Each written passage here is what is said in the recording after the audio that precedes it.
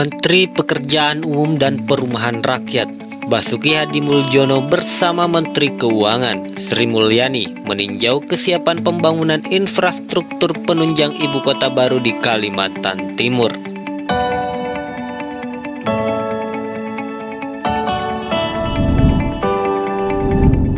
Kali ini keduanya meninjau bendungan Sepaku Semoy di Desa Tengin Baru, Kecamatan Sepaku, Kabupaten Penajam Pasir Utara, Kalimantan Timur.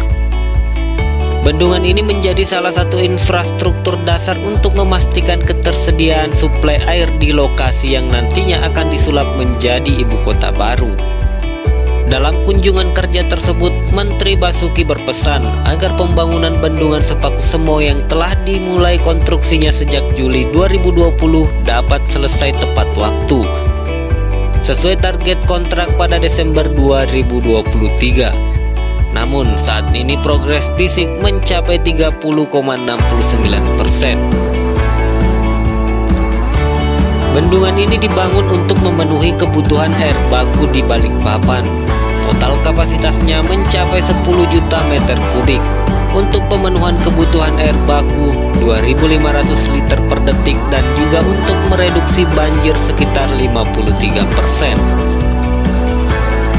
Pembangunan bendungan Sepaku Semoy berada di bawah tanggung jawab Balai Wilayah Sungai atau BWS Kalimantan Zonasi 4. Ditjen Sumber Daya Air Kementerian PUPR dengan kontrak tahun jamak hingga tahun 2023 senilai 556 miliar.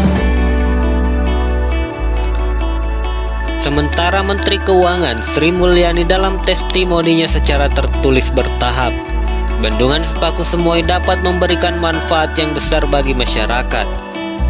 Selanjutnya dikatakan Menteri Basuki, saat ini juga telah dimulai pembangunan INTA ke Sungai Sepaku berkapasitas 3,34 meter kubik per detik dengan daerah layanan Kota Balikpapan dan rencana instalasi pengolahan air IPA di sekitar Sepaku. Pekerjaannya dilaksanakan dari sejak 2021 hingga 2023.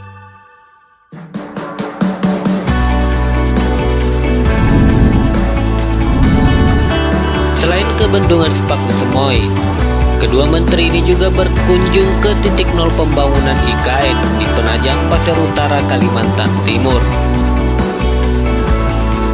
Sri Mulyani menyampaikan, titik nol merupakan referensi koordinat di lokasi pembangunan kompleks Istana Negara dan pusat pemerintahan. Pembangunan selanjutnya dilakukan secara bertahap. Sri Mulyani menjelaskan, proses pembangunan IKN baru luar biasa rumit dan menantang.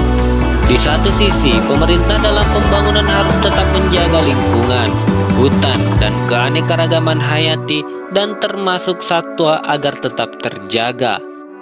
Sementara di sisi lainnya, pemerintah dituntut untuk mampu mewujudkan IKN masa depan yang modern, berbudaya, dan beradab serta mencerminkan nilai-nilai luhur bangsa Indonesia.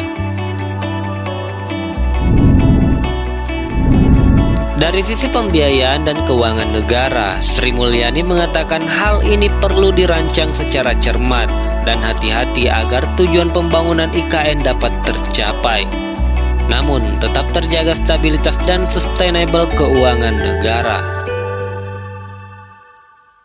Selain itu, Sri Mulyani juga berkunjung ke Institut Teknologi Kalimantan atau ITK dalam rangka penandatanganan Prasasti Penanda Aset atau SBSN Proyek Kalimantan Timur dan arahan umum Menteri Keuangan kepada jajaran pelaksana SBSN Proyek Kalimantan Timur tahun 2022. Sri Mulyani mengatakan bahwa pembangunan infrastruktur dan meningkatkan pendidikan perlu adanya peningkatan sumber daya manusia. Perencanaan menjaga keuangan negara perlu dilakukan. Cita-cita negara Indonesia sendiri dalam menjaga ketertiban dunia, APBN adalah salah satu instrumennya yang harus dikelola dengan baik dan sesuai agar konsisten dan menjadikan negara Indonesia adil serta makmur.